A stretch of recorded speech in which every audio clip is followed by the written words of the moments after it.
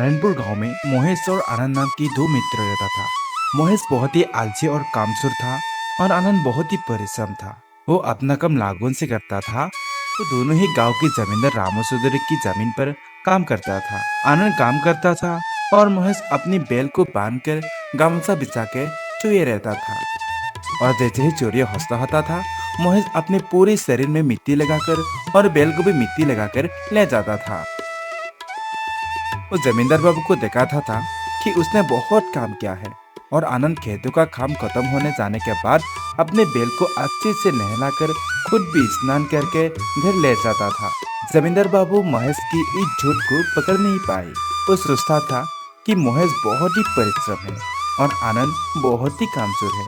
इसलिए जमींदार बाबू ने रसोई से कहा, देखो, महेश बहुत ही परिश्रम करता है, इसके अच्छी देखभाल करना, ध्यान रखना, उसके खाने कोई भी कमी न हो पाए। रसोई ने रमेश को हर पेट खाना देता था और आनंद का पेट ही नहीं भरता था। आनंद भी मन ही मन सोचने लगा, ये कैसे अन्याय है। जो काम करता है उसे ही भूखा रहना पड़ता है और जो कामचोर है वो भरपेट खाना खाता है। ये कैसे इंसाफ हुआ। महेश समझ गया कि आनंद के मन में संदेश हो रहा है और वो डर गया कि अगर आनंद ने असली सच बता दिया तो। इसीलिए उस रात महेश ने आनंद को कहा, सुनो आनंद, खेत की कोई बात जमींदार बाबू से मत कहना। अगर कहा तो अच्छा नहीं होगा। हाँ, कह देता हूँ तुमको। ओके ओके, ठीक है हाँ, मैं कुछ भी नहीं कहूँगा। पर याद रखना रमेश, सच को कभी दबाए नहीं जाता। अरे जा जा, चल चल अपना काम कर, चल चल। यह कहकर आनंद सो जाता है। पूरे दिन की थकान के कारण आनंद गहरी नींद में सो जाता है और महेश पूरे दिन सोने के कारण वो रात को सो नहीं पाता है। इसीलिए जब सुबह महेश बैल लेकर खेत में गया तो उसके आंखों में लाल देखकर जमींदार बाबू ने पूछा, क्या बात है महेश, रात को नींद नहीं आई क्या? अब क्या बोलूं हुजूर, बहुत मच्छर है, उन्होंने मुझे चूने ही नहीं दिया।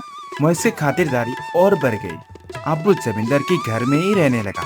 महेश बहुत ही खुश हुआ और उसका जीवन ऐसे ही चलने लगा और खेतों में जाकर बैल को रस्सी से बांधकर सोया रहता था और आनंद ईमानदारी से अपना काम करता जाता था, बिना फल की चिंता किए।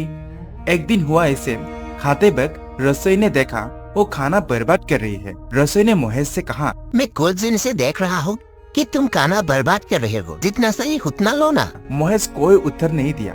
उधर रसोई आनंद को देखकर ये सोचने लगा, महेश खाना बर्बाद कर रही है और आनंद की पेट ही नहीं भर रहा है, कोई कुछ तो गड़बड़ है। रसोई जमींदार की पत्नी के पास गया और उसने प्रणाम करके कहा, प्रणाम प्रणाम मालकिन।